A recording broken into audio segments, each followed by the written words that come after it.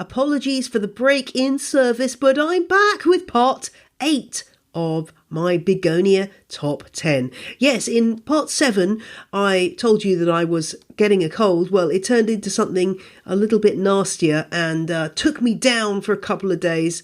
I've been in bed, mostly sniffling and sleeping and watching the occasional episode of BBC show Ghosts. Not the American version. We don't swear around here.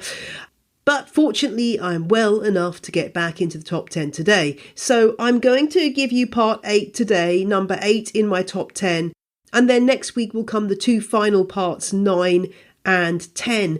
Because of my commitments next week, I'm not sure if that's going to be Monday or Tuesday, but it will be sometime next week. So get subscribed if you're not already, and you won't miss an episode. So what's today's begonia? Just to clarify, if you're new around here, I'm talking about 10 begonias that will grow in normal room conditions, no terrarium required. These are my choices, so you may not agree. I'd love to hear from you if you have your own choices, but these are the ones that I would recommend. And coming in at number 8 is Begonia ferox. With a name that literally means fierce, who couldn't love this begonia? It comes from the Guangxi region of China, which is in southern China. And what I love about this plant is its dramatic leaves. The technical term for it is bullate, and that just means it looks like something that any punk would be proud of. A leaf studded with dark red, almost black little mini mountains, each tipped with a little hair, giving this plant a rather vicious appearance. Don't worry, the spikes are not actually sharp. They will not injure you. They just look pretty scary.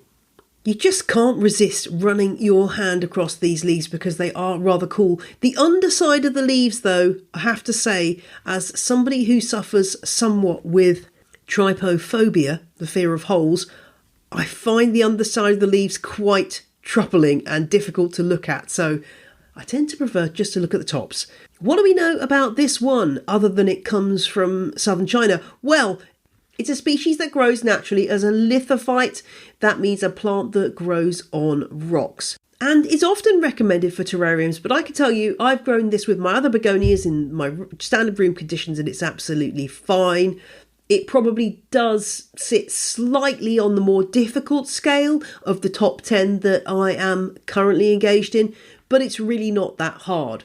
It's worth bearing in mind that when the leaves are immature, so for example, if you've got a cutting of a leaf and the cutting is putting out new leaves, those new leaves will not be covered in these bullae. They gradually develop in leaves as the plant matures.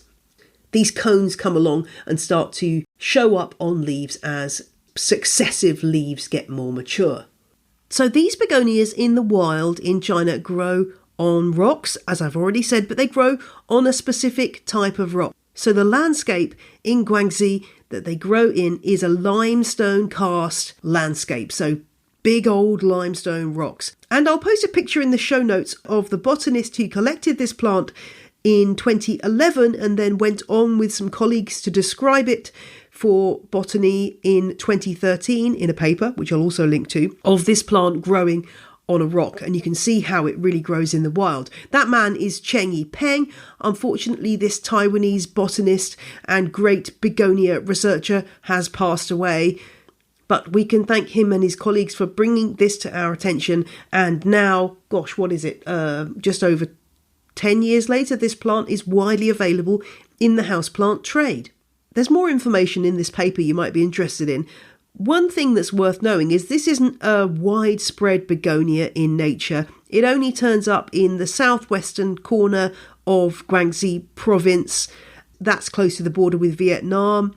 And the type locality, so the place where the specimen that they use to create the scientific description of the plant, is big limestone rocks, and it's described as growing on limestone rocks with abundant leaf litter or on bare rocky slopes in evergreen broadleaf forests. So obviously under other vegetation, not going to be hit with masses of full sunlight. So those are some guides as to how you need to grow it in your home.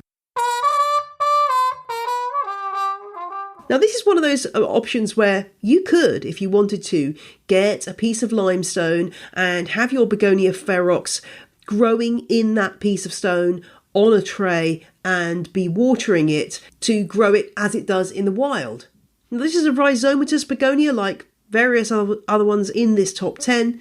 It does like higher humidity, so if you've got a terrarium you can throw this one into, certainly do. And when I talk about begonia care for these rhizomatous types, I'll go into detail of my setup, how I grow them. Certainly, if you want a really big, luscious, amazing plant, then probably a terrarium is going to be best. But they will grow in normal conditions. Mine's certainly been doing fine in a normal room. I've got a bit of baby cutting in my fish tank over here, and that's doing fine too. It's not getting any special treatment at all. It's literally just sat in a fish tank.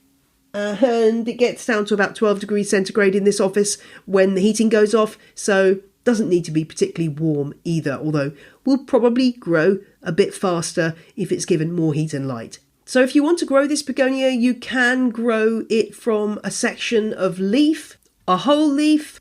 It's easier to do it if you've got a whole leaf. And I think if you do get a cutting, you're more likely to get it acclimatised to your natural room conditions than if you buy a really big plant. You might find that a really big plant might struggle in your home just because, a plant that's been used to really good conditions will just drop some leaves and look unhappy, certainly at first, if it moves to your house where it doesn't quite have the optimum things that it loves. This species is quite similar to another species of begonia called Begonia Milano bullata. So you can imagine it's got these same bullae. The main difference is Milano bullata has these bullae from a very early age. Even immature leaves will have the bullae, whereas in the case of ferox, only maturer leaves will have the bullae. So that's the major way of telling the difference. And also, Milano bullata comes from Vietnam rather than China, so reasonably close by, but not the same native range. So that's my tip for today, Begonia ferox. As I say, not the easiest. Don't start with this as your first ever begonia, but if you've tried some of the other rhizomatous begonias and you've had success, I love this begonia. I think it's epic, and it's a real attention seeker with those dramatic spiky leaves. So give it a go. It might be easier than you think, and maybe try mounting it on a rock and see how that goes. I'd love to hear if anyone's tried that. Well, that's all for today's episode. I will be back next week with the final parts of my begonia top 10, which I hope you've been enjoying. Thanks for all your get well soon comments. And thanks to those of you who've told me that you've received your Patreon cards. Great to hear that, and they should be dropping through other letterboxes in the coming couple of weeks. That's all for today. Have a fantastic weekend. I'm off for a honey and lemon, and I'll see you soon. Bye!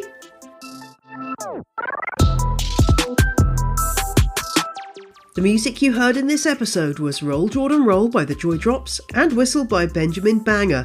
Both tracks are licensed under Creative Commons. Visit the show notes for details.